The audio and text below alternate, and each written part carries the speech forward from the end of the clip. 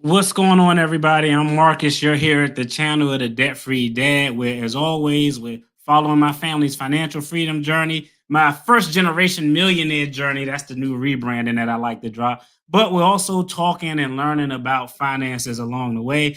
Before I even dive in, y'all already know y'all about to get the disclaimer. Y'all about to get the I'm a licensed attorney, but I'm not your attorney. So this isn't legal advice. This isn't financial advice. This is just me giving you my opinion and letting y'all know what we got going on financially in the household of the Debt Free Dad. Now, real quick, before we dive in, let's talk about it. A lot of folks out there, and y'all know I'm over here at the screen because I got my computer here so I can see how the video looks. So it does give me a little glare. But a lot of folks are worried about retirement, talk about retirement. You hear so much about the FIRE movement. So the whole purpose of all of this stuff, the shorts where you got Hove talking about finances and all this, the whole purpose of it is to get the jewels, get the information related to finances. We want everybody to have accessibility to financial education, financial literacy. Here, me, anybody on this channel, we doing our part to make sure that get out there. Now, with that being said, we're going to talk to a guy today who has an outstanding YouTube channel, first and foremost. Y'all know how I am when it comes to YouTube channel. I like people who kind of real. I always laugh because I tell him he kind of my photo negative. We even got the same facial hair scheme going on. But his name is Joe. His channel is The Rad Dad Investor. He's doing big things over there. And he retired hella early. You want to talk about early retirement? You want to talk about people who, have done something that we heard about, that we read about? Here's a chance to dive firsthand, talk to Joe, talk about the who, what, when, where, and why. So I'm going to go ahead, tag them in, and we'll get started. Joe, Hey, what's going on, brother? What's up? How are you, man? I'm doing good. Thanks for having me on your channel. Hey, man, I appreciate you jumping on. Your story is just an interesting one. Before I tagged you in, I just kind of talked about, it's so much surrounding, retirement. There's fear, there's apprehension, there's anxiousness. And, one of the things that, and it is, I think it's similar to kind of your channel. The whole point of all this, what I do, what you do, is to try to drop financial jewels, financial information so people can get the information and is out there. Even though we only giving that opinion, but experience a lot of times is the best thing. So I already gave you an introduction. Go ahead, tell everybody a little bit about yourself, brother. Yeah, I mean, I guess I'll give some bullet points real quick to how I was able to get retired in my 30s.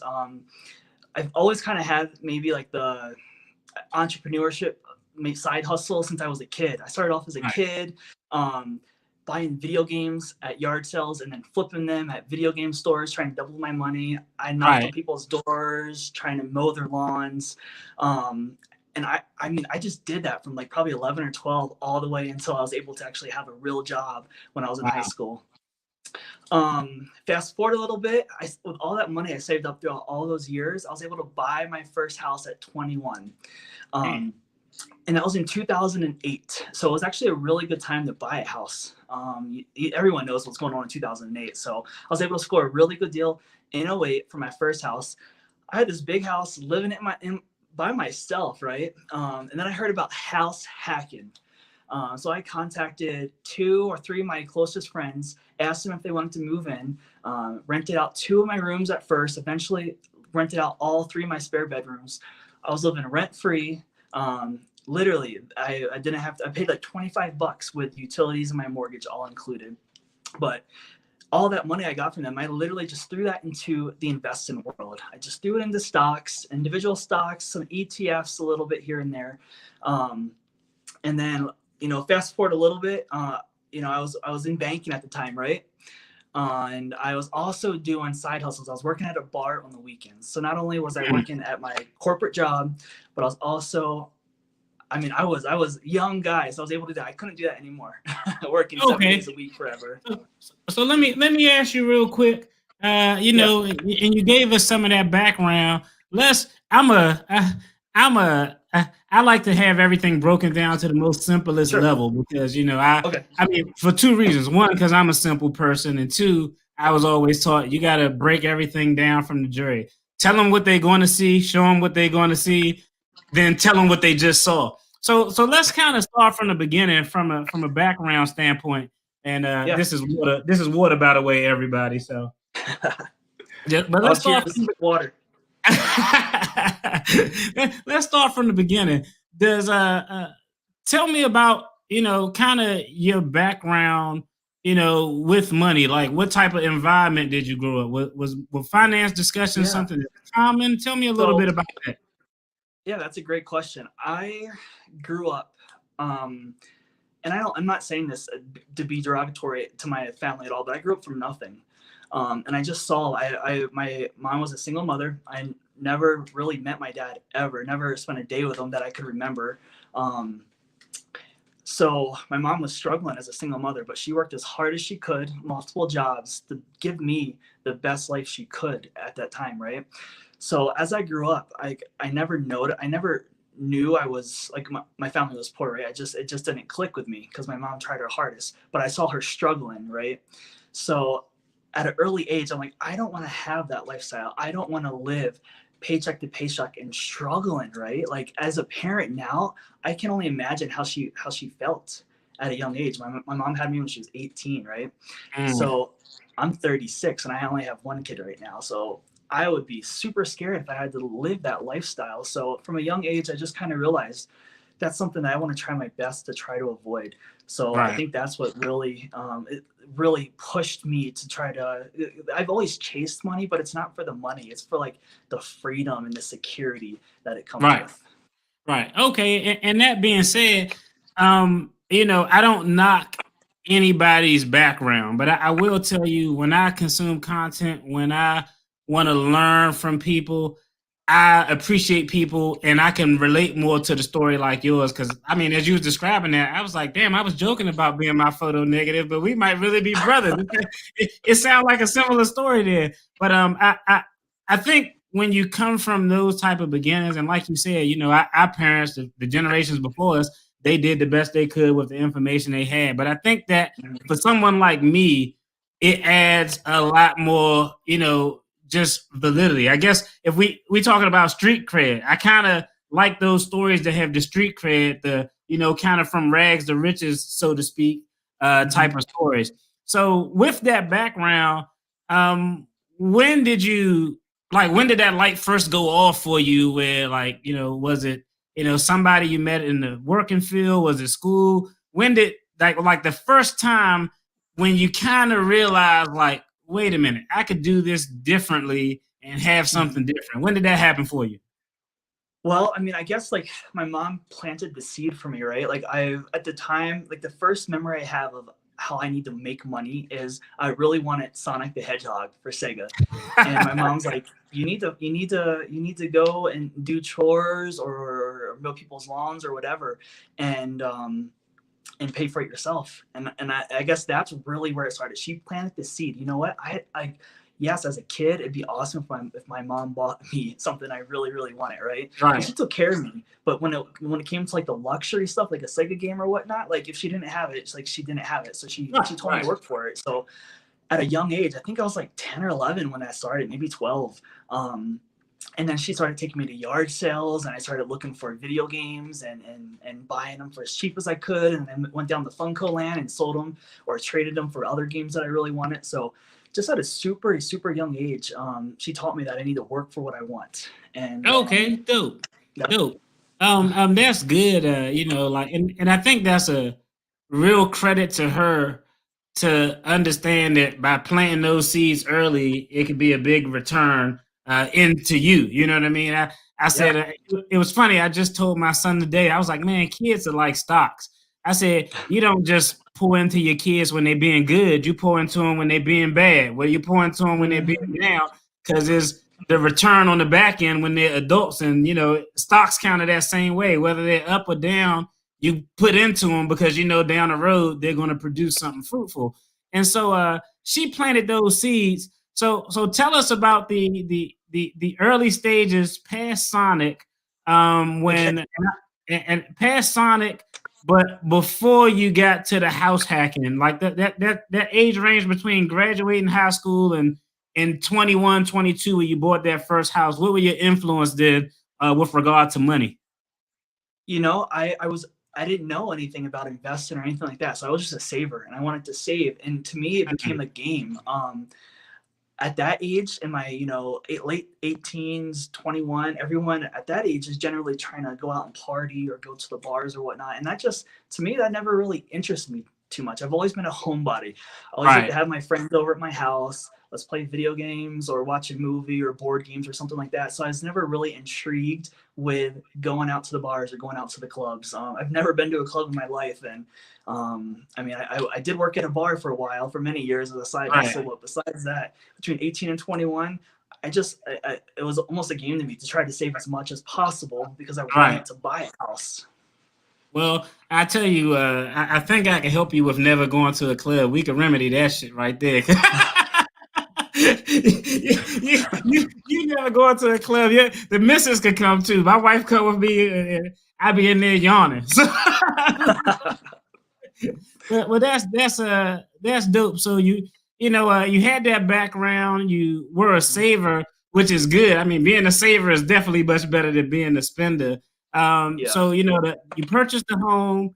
You had this idea, a house hack, and what evolved after the house hacking? You purchased this home. You had roommates in, essentially paying Yep. your mortgage for this house. Then Yep. how did your whole journey progress from right there? Yeah, so like I was saying earlier, so I got two people to rent it out, then I graduated to three people. I was still working full-time job, right? I was still working a side hustle in the bar. I was cocktailing, serving, or bartending. So everything I was making, literally, I did not have to spend unless I needed to. So um, at this time, I started to invest because I was in banking field right now. I started at 21, I think, in the bank, working in the bank at Wells Fargo. So I had my 401k. I was maxing that out as much as I could. Had HSA, maxing that out. And then, just in the banking field, we talk finance, right? So I started to open up a brokerage account and I was just investing as much as I could, living paycheck to paycheck, but in a good way, right? I was Right, paying right, myself first. right, Like, I'm a firm believer my largest bill needs to be to pay myself. My future right. self's going to thank me for that. So I was living paycheck to paycheck, but I chose to live that way. um so it progressed that way, right? So as I kept moving up in the banking world, eventually I became an area manager, which I was able to manage multiple locations, branch retail locations. I stopped bartending because those hours got really, really hard on me. Right. But I did consultant work on the weekends, so I was able to still work 1 to 2 days a week, and I was still saving up all of that money from the consultant work. Okay, so let me ask, because I'm telling you, like, the way my head think, I kind of ask questions as if I'm cross examining you. So Sure. what age were you when you started in the banking industry? I was 21. Okay, and let me ask, because I got a beautiful picture. You sent me, now to do the thumbnail, y'all. He sent me a picture of just him and his wife, and I said, no, I got to put a picture of Mr. and Mrs. the Rad Dad Investor up here because it's a joint thing. So let me ask, how long have you been married? Yeah, so cool story. I met my wife in 2012, June of 2012, proposed to her 7 months later in February of 2013, and we got married in May 2013. So, Okay, dope. And I tell you that's I don't know. My rule of thumb is, hey, when a guy know that a woman is the one, he don't lollygag yep. around. I was kind of the Mhm. same way, and I said one of the lessons I'm gonna tell my daughter: don't let no rascal waste all your best years dating for 50,000 years. We're not gonna play that game. So that's definitely a smart move. So you're in the banking industry. You're starting to save. I know you're probably at this point getting some jewels from just open source research things you're doing your own, but also from working in that field regarding investing, paying yourself, and everything like that. How long were you in the banking industry before you met your wife or y'all started dating? Because one big Yeah. thing with finances and you doing this journey is this journey probably would be tough to do if you don't have somebody on board. So tell us about Mhm. that early interaction where we got you, Mr. Pay Yourself First, and how did that come into play to evolve to y'all being retired so young? Oh man, that's such a great story, and I want to make a series out of this on my YouTube channel actually. But so I started in the banking field in 2008, met her 4 or 5 years later, 2012. Right. Um, so my wife, she actually had a great job, and my wife still works right now, or her plan is to retire in 8.5, 9 years from right now. Okay. Um, Okay. the only reason that I'm retired right now is because I've been really I've been able to replace my income by swing trading and stuff like that, and my Right. dividend Right. income, and my rental property as well. Um, so interesting story with my wife. I mean, money in marriage is a big deal, right? If you guys aren't on the same page, it can be a huge, huge struggle. So my wife, she made good money. She's a dental hygienist, made good money, but she liked her stuff. her, Mhm. her maiden name, her maiden name was Buyer, so I always joke that she's definitely a buyer. And her whole family's like that, right? They like to live for today, and Right. there's Right. nothing Right. wrong with that Which is at true. all. Right. Right. Right. Yeah. So I say, like, it was a huge curveball for her, but this is funny, and she laughs today to this. Our very first date, we went to Crave, which is like a sushi restaurant, and we just started talking, getting to know each other. And I told her, "Hey, I'm gonna retire in my 40s," and she kind of laughed at me. And you know what? Like, I pushed hard. And she's the only one I really told at the time that that was my goal, to retire in my 40s.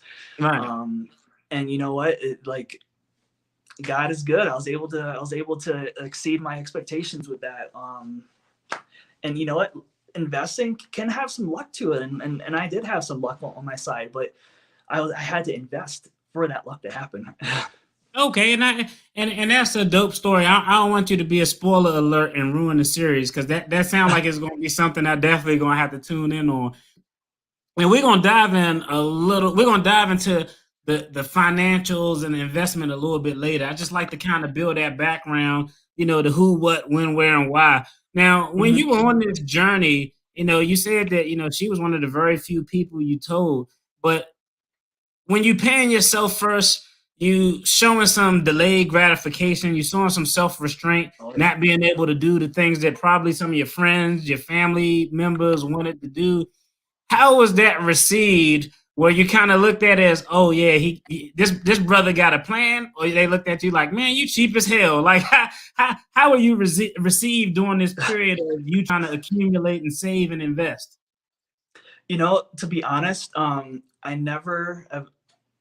always been kind of a humble person when it comes to sharing my finance side of the world. Mhm. One, just because my background, right? Like, um, almost every one of my family members struggles, like, in a big way.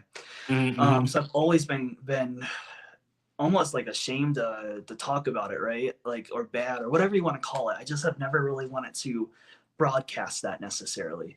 Um, so that was a hurdle to get over. So I just said the excuse that, hey, I can't afford it, and everyone's just like, hey, you're way too cheap, or you're way too frugal. And you know what? It probably is, but you have to say, like, no to as many things as possible at the earliest age, so you can say hell yes to whatever you want as you get older. So, and Right, that right. was my philosophy. Okay, okay. And I think that's a good point. I always tell everybody I'd rather hustle and grind now. So when I'm ready to walk away, I can do it on my own terms. I mean, if I go, this is actually what I want to do when I'm 65, 70 years old. I want to get a part-time job as an old guy just because I want it, and I want to be a crossing guard at the local elementary school. Because There you every day go. I drop my kids off, I cuss the crossing guard out because he's so terrible. And I'd be like, that's what I'm going to do when I retire. This dude's be about to cause accidents, but that's definitely a good point that, you got to make those sacrifices early. If you go without early, you can go with a little bit later on. So that's definitely a dope concept. Now, let me ask, far as investing. So you're starting to invest, you're doing all of this thing. I want to know, what was your a little bit of luck, like you said, a preparation and opportunity is luck, Yeah. which is we saw in the comments. But what was probably one of your biggest investments during this time that put you into that position? Now, you don't got to get into the numbers and the financial, but what was the play? Was it a real estate play? Was it a stock play? What was the play that kind of like when you saw this play, boom, you was like, okay, we got something here? Yeah, well, I mean, the very first one was the house hacking, right? I mean, that's real estate. But what I'm talking about, like what I got really lucky in, was the cryptocurrency with Bitcoin. Mm-hmm. I played in Bitcoin pretty early. Also ADA. I got into ADA like at 8 cents, and Oh I mean it yeah, was up to like $3 not that long ago, but I think it's down to like 85 cents right right. now. So um, those are my two biggest plays, and then the cherry on the top was Tesla. Okay, Tesla, okay. I love Tesla. Like I loved Tesla for so long, and I like literally all of my peers like made fun of me that I was like, and I invested in Tesla as much as not as much as I could, but as often as I could into Tesla, and it stayed flat for a long, long time. So yeah, I doubted myself every time I put my money in there. But it paid off massively. And if it wasn't for Bitcoin and Tesla, I would still be forced to clock in 9 to 5 right now. So when I say luck, like I mean, people can put their money in whatever stock they believe in, but it might not come to fruition. You know? Right. Okay, dope. Okay, I know. It's funny because I remember someone at my job telling me about Bitcoin, and I was like, whatever. If only I could go back in time and kick myself in the ass and be like, dude, pay more attention and do what you need to do. So that's, I mean, Mm-hmm. we all have a, kind of a windfall that gets us to that position where we can go ahead. It's kind of like I mean, you're a content creator on YouTube. It's kind of like being a content creator on YouTube. At some point in time, if you haven't had it yet, you're gonna have that one video that's just gonna pop and it's gonna kind of change your outlook. Like, okay, I think we could do something here. So I definitely understand that. So this is a question I got. Then we're gonna talk a little bit about the finances. I Yeah. think I already know the answer because you seem like a real respectful, professional guy. But when you finally called it quits, how did you do it? How did you do it? And let us know the details of, okay, I'm ready to make that move. I'm ready to hang it up. How did you go about doing it? Was it a 2 week notice? Was it a kiss my ass, kick over the coffee pot type of thing? Let me know what happened. So here's the cool story. I was living in Minnesota at the time, freezing my butt off 6 to 9 months a year. Just got married, and I took my wife to Hawaii for our honeymoon. And my wife and I, we've never traveled anywhere like extensive. Like we never left the mainland. We never left like, our surrounding states. So for us to do something like that at the time was really awesome. So when I got there, we were eating at Duke's Waikiki, right? And Yep. I told my wife, I was like, hey, we could move here and I could work here. And she laughed at me. So anyway, that's where we planted the seed. Went back home to Minnesota, and we still had to drive to want to move to Hawaii. Mm-hmm. Went back to Hawaii with my mother about 9 or 10 months later to take a look at it. Still wanted to move there. Went back home, and then finally we're like, let's do one more trip to Hawaii. Let's see if this is where we want to live. Went back to Hawaii. So we've been to Hawaii 3 times in about 2.5 to 3 years. We're like, this is it. Like, so we flew back to Minnesota in June. We sold our house, sold everything we own besides 9 suitcases, one of our cars. We shipped to Hawaii. I stopped the corporate world at 32, moved to Hawaii, and I worked part-time at Duke's Waikiki for about 2.5 or 3 years. Mm-hmm. For like, I mean, Duke's, I don't know if you know anything about Duke's Waikiki, but you're working on the beach, right? You're getting that sea breeze coming in. I love to travel. My wife and I love to travel. So I met people from all over the world, all types of cultures. So that was super cool. So when I stopped actually working like for good was when COVID happened. When COVID happened, I just decided, hey, this is a time. Like my work called me back, I think in July, asked me if I wanted to come back, and I just said, hey, like things are good, and it got really good at like the stock market collapsed in such a massive way in March, and I was able to capitalize on that so much. My net worth almost tripled from March through November because of the moves I was making at that time. So there's another way I got lucky as well. Nice, nice. And that's a good point, and it always show why you gotta have a I call it why you gotta have a ammunition cache of cash to be able to make moves. A lot of times opportunities come up, but if you don't got the capital to jump on it, you Mhm. can't reap the benefit. So that's dope that Yep. you had that. And one thing that crossed my mind about your journey is, man, I bet the list of stuff that you got to do because you retired and your wife is still working is freaking crazy. I was like, I bet you got a mean honeydew list. Honeydew this, honeydew that. It's well, yeah, we just so we moved from Hawaii in November Right, and bought a house in Colorado. And I'm still trying to adapt to this weather, man. It's brutal. Like in Hawaii, you're pretty much at 75 to 80 all year long. Does not change. right. So it's been a struggle weather-wise, living here.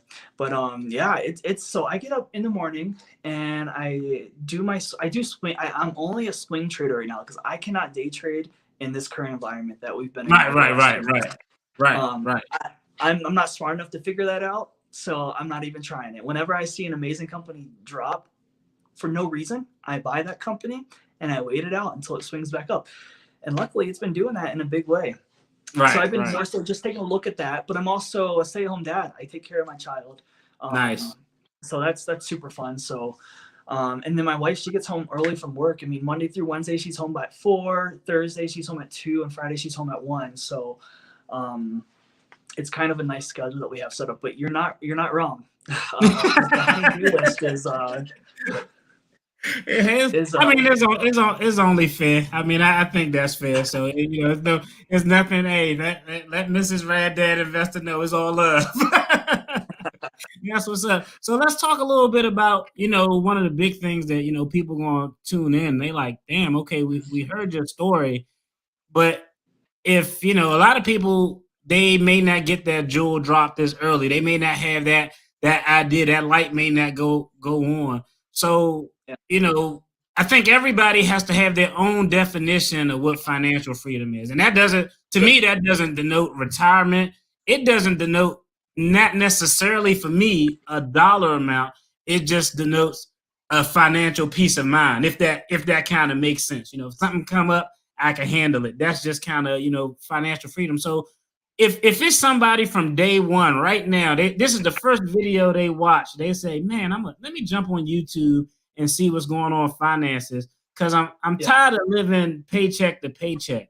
What would be 3 things that you would tell them, hey, if you can do these 3 things, you put yourself in prime position to securing yourself to have some financial success down the road?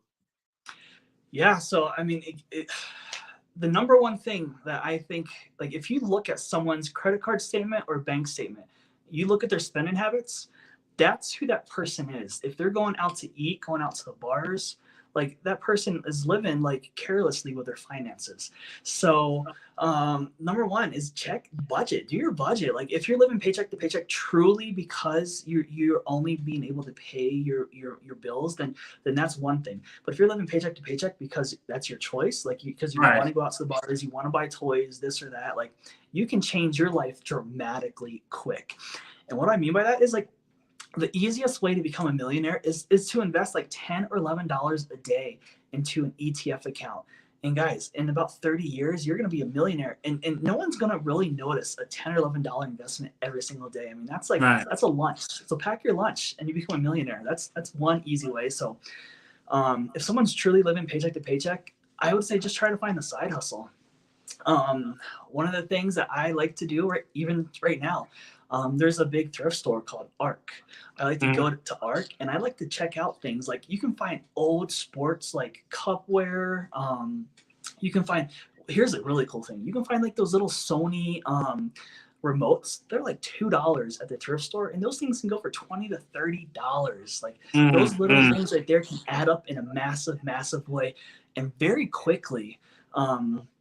So yeah, budget, do side hustles, pick up a part-time job. I mean, I was literally working 2 jobs pretty much from 18 all the way to 32 years old.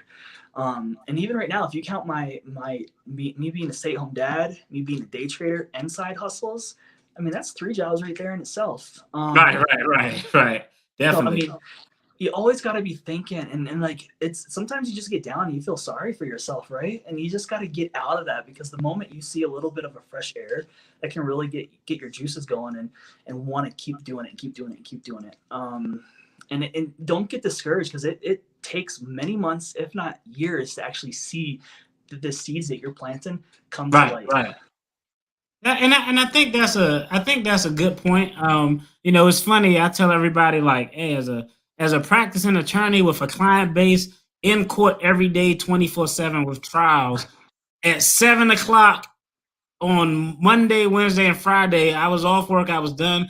I would go, and this was before the pandemic happened. I would go to a call center, and I was on a call center doing surveys and everything. I mean, I'm coming in a suit. People like, why the hell are you coming in here for suit? You're an attorney. Like nobody believed I was an attorney because like people it's probably the same in banking. Some professions they assume that you have this certain stature. But I had an ashy ass Kia Sophia that the door handle didn't work. I had to reach across to let the wife in, then run out to open the door.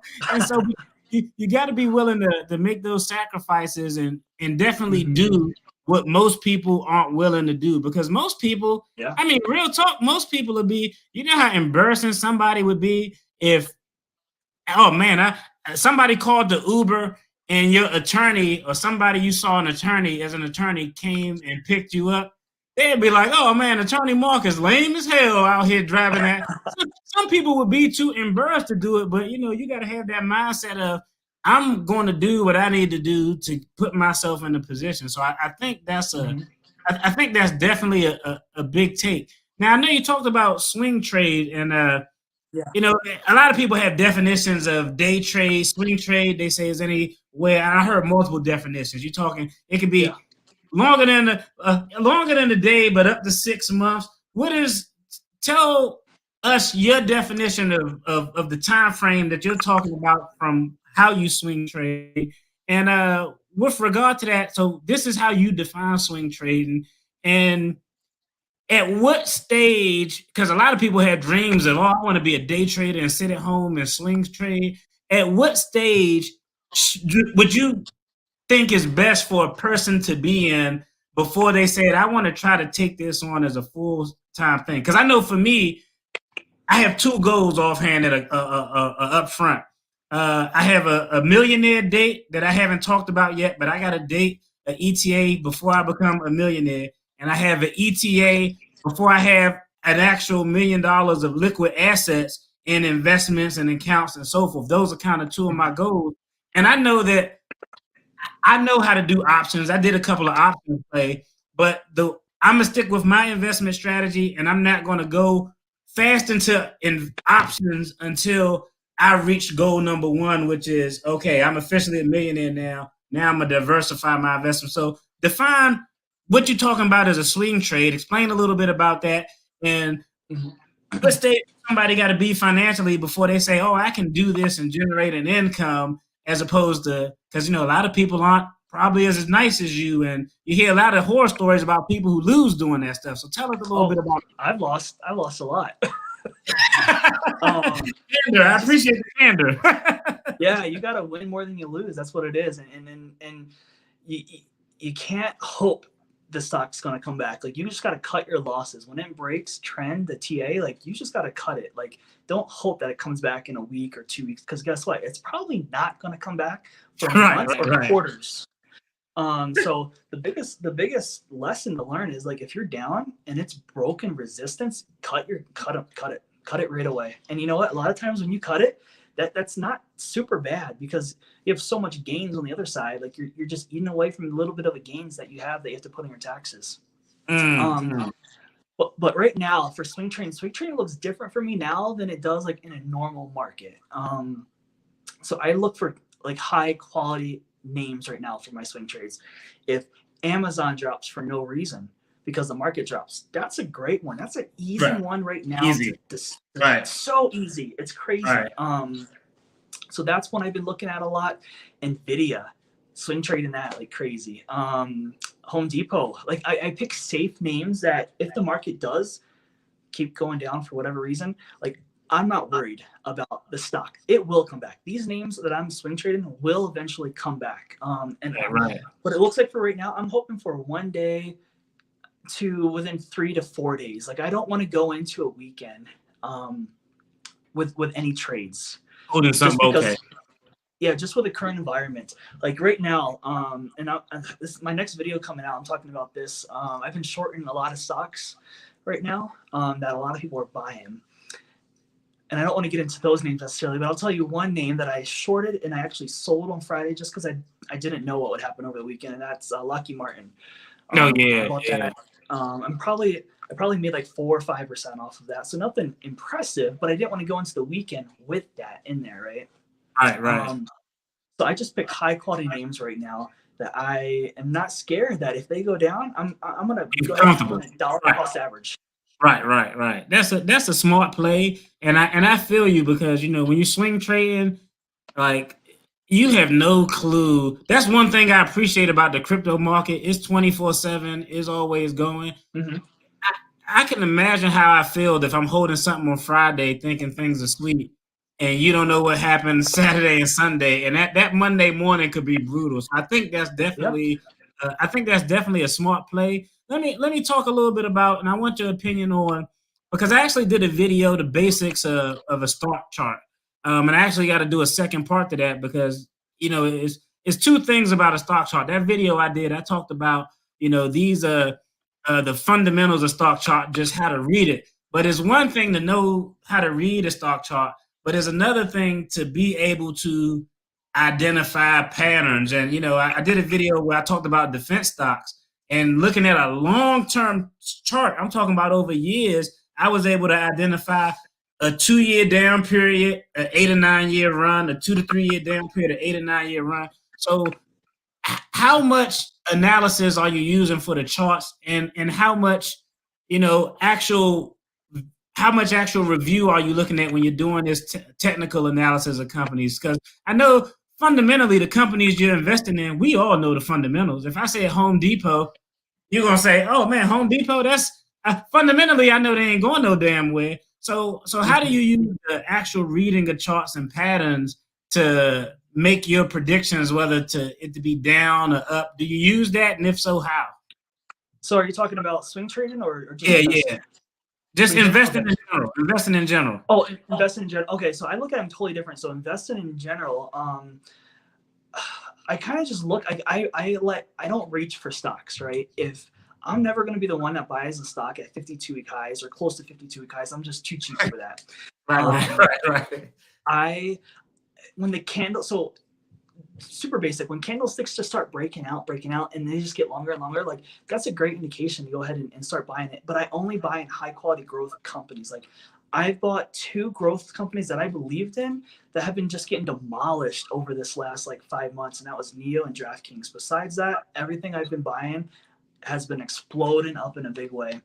So when I look at charts, first I look like a month chart. I kind of see, is it on the higher end, is it the lower end? I spread out to 3 months, 6 months, and then I go to a year and then 5 years. And I just try to see what the floor is, what the resistance is, what the 200-day moving average is.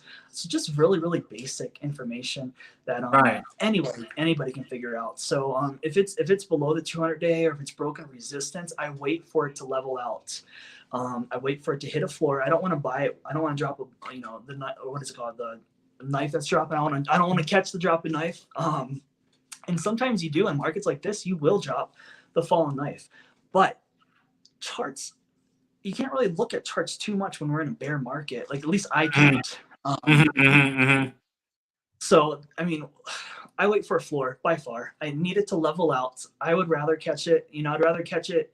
I'm never going to be the trader or investor that buys a stock on the floor. Like when I'm never going to call the bottom on a stock, and I'm okay with that. But I want to buy it when it's, even if it's 3 to 5% above that, I'm okay buying it at that much. That much higher.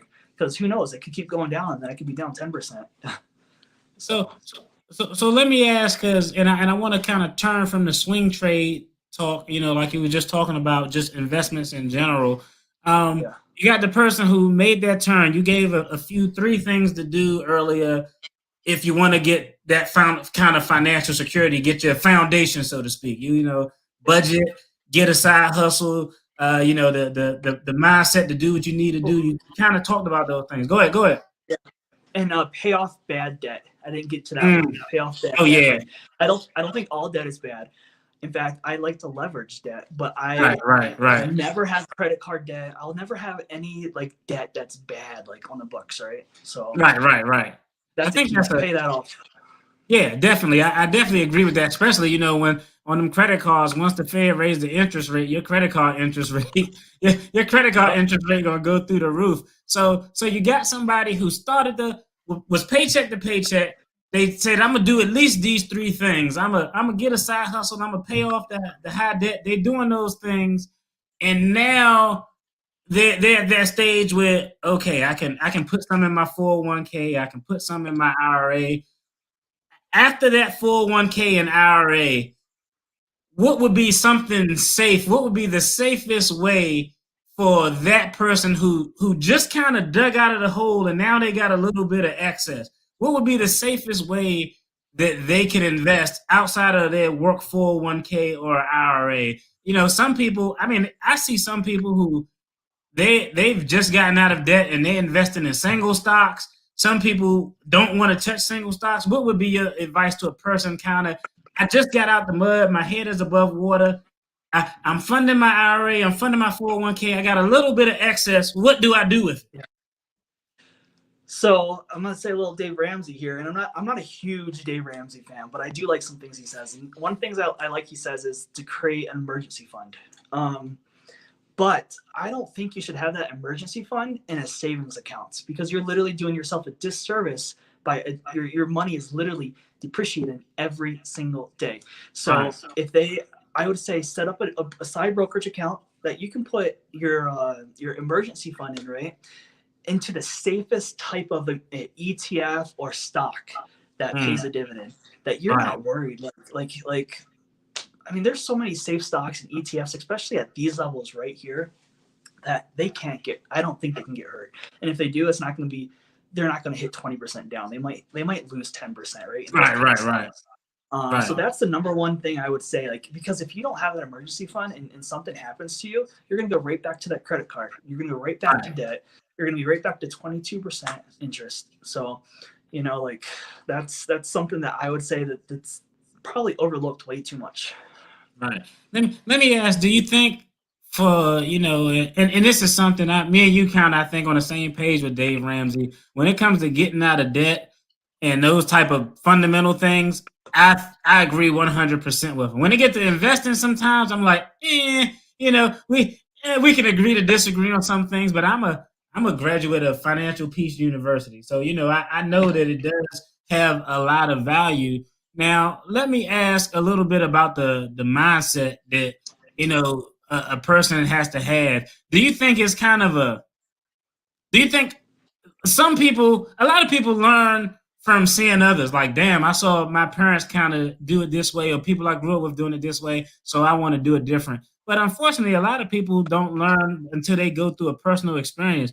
Do you do you believe that people who learn like that, do you believe that there's like a financial rock bottom that some people have to hit before they kind of get that light? Or do you think most people they don't necessarily have to hit that rock bottom, or it varies? What are your thoughts on just how people get that mindset and how to not let outside influence of others, take away from the mindset you have to dig yourself out of a situation?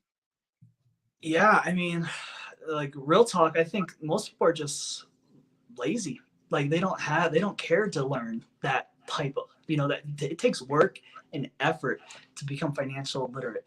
I think some people have to hit rock bottom, financially, or rock bottom in their marriage, when the one spouse is Mhm. like, hey, you need to get your finances together, you're bringing this family down. Like, I think those are two big reasons. Right. Like if you literally, you don't know how you're going to pay your mortgage or whatnot, that's a good indication that you need to figure life out.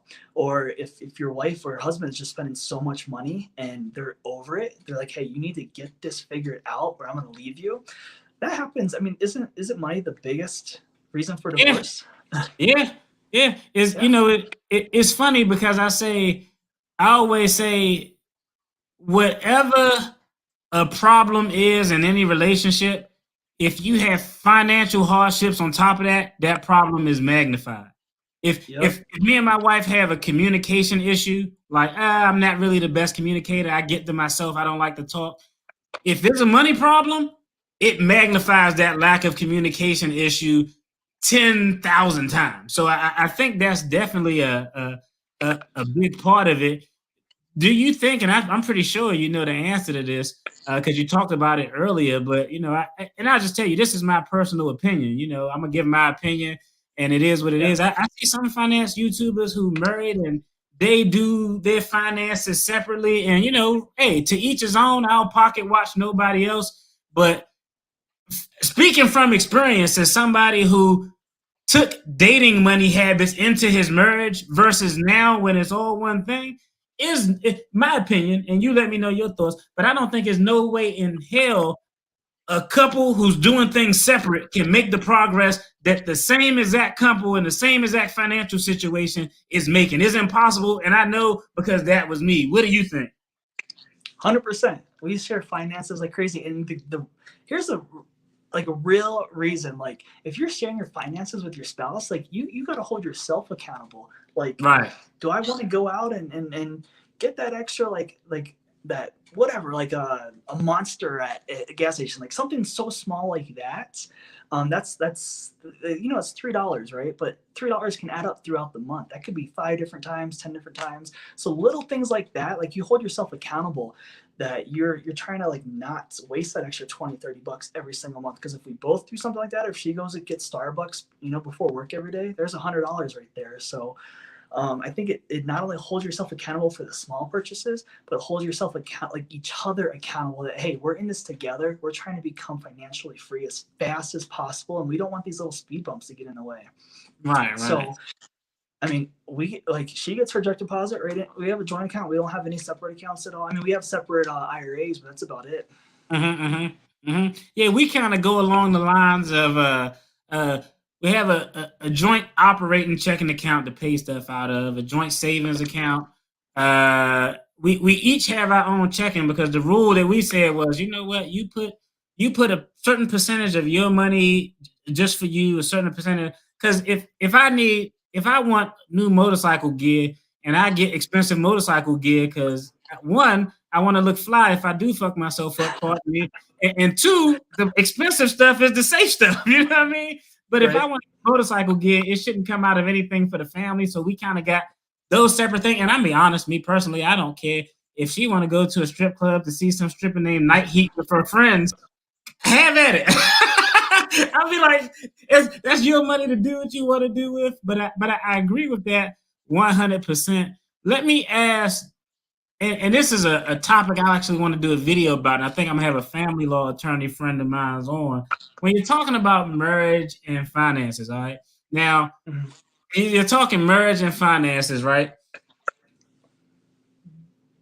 I had a conversation with somebody recently about prenuptial agreements, right? This is just I'm just throwing this out here to you as a guy to get your thoughts on it, okay? Because I tell Yeah. you, um, the attorney in me understands protecting yourself from worst case scenario and limiting your liability and exposure, but the guy in me, I can honestly tell you, I've never talked to any of my guy friends who said, oh man, if a girl asked me to sign a prenup, I would think differently about the marriage. Like, that's just not something that guys do. Yeah. But I have had female friends who say, oh, if a guy asked me to do a prenup, all bets are off. my view is, and I guess I'm lucky because me and my wife was broke as hell when we met each other, so it wasn't no, half of nothing is nothing, so it wasn't a big deal. But from let me ask, just from a guy standpoint, right?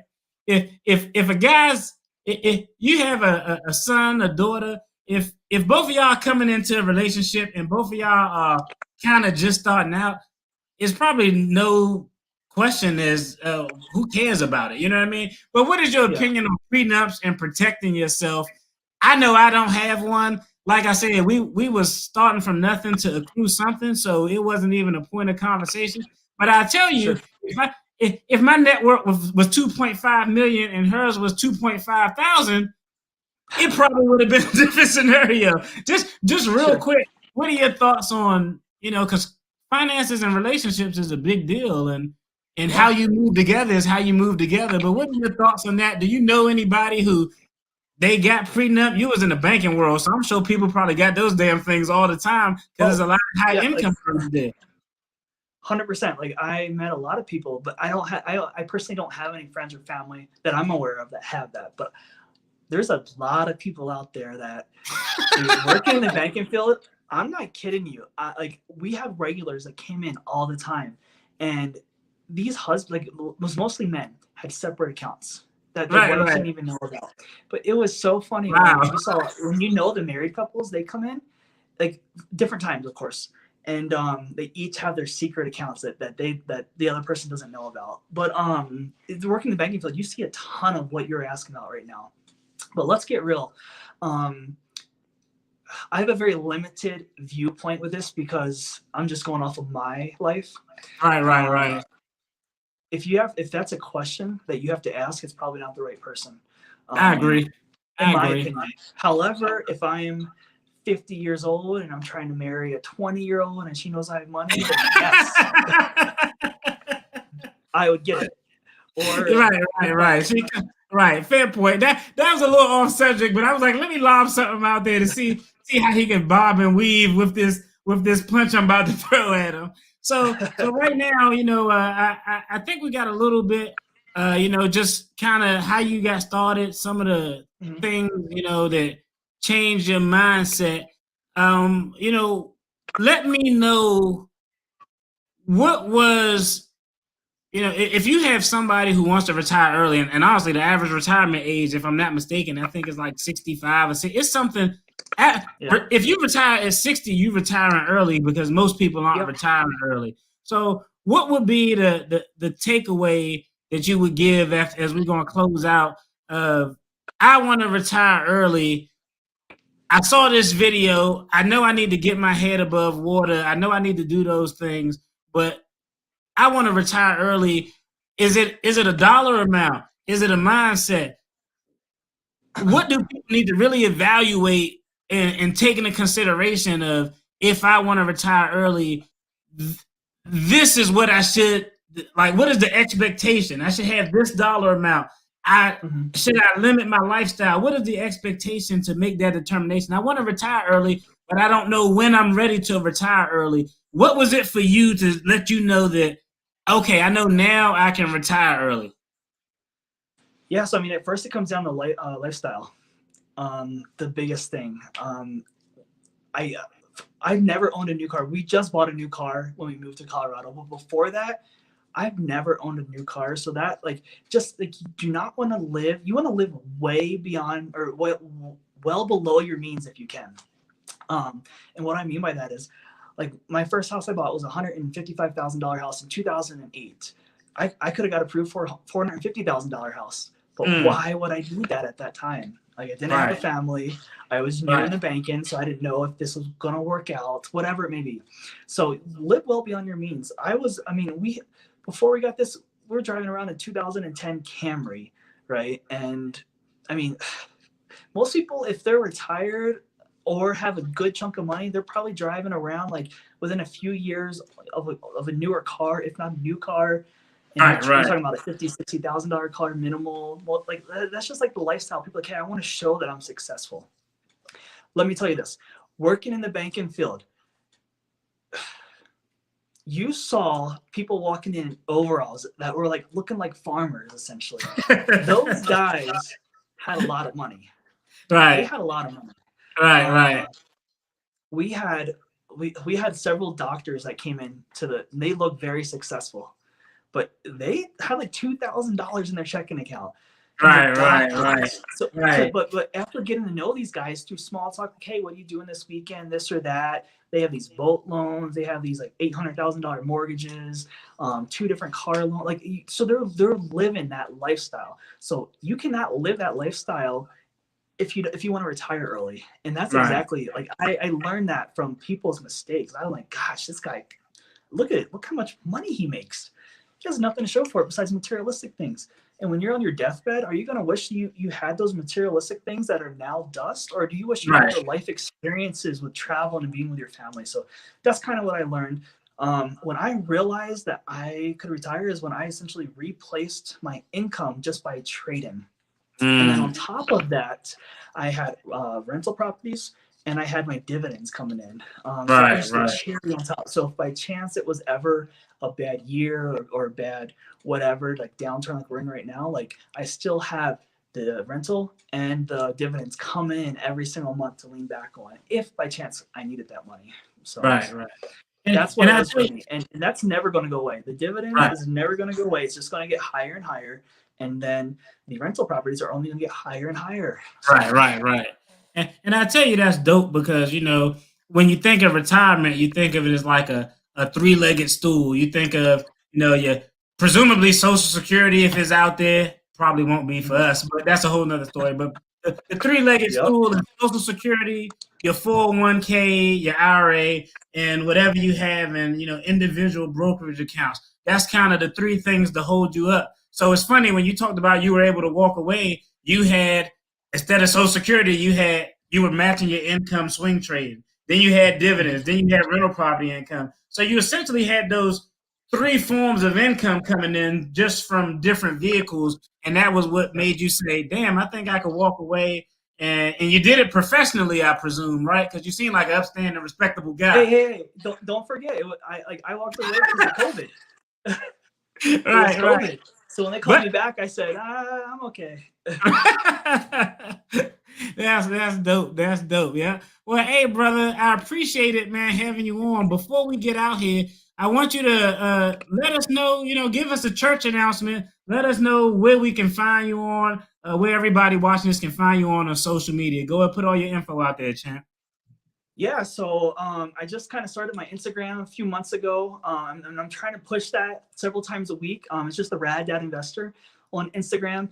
I started a Twitter account, but that was mostly just to make posts for Instagram. So I'm not really on Twitter that much, and I don't even know how it works. I'm trying to read, scroll, and I'm like, I don't understand like what I'm reading or anyway. Right. Yeah. And then I just started my YouTube channel. I think it was in November. So it's been going on about 5 months or so right now. And that's the Rad Dad Investor. And I try to pump out content every single day, either between Instagram or YouTube, and sometimes both. So that's where you can find me. Hey, as always, we appreciate it. Hey, thank you for joining us today. Y'all take care. We'll chop it up with y'all later. Peace. All right. Thanks, man. No problem, brother.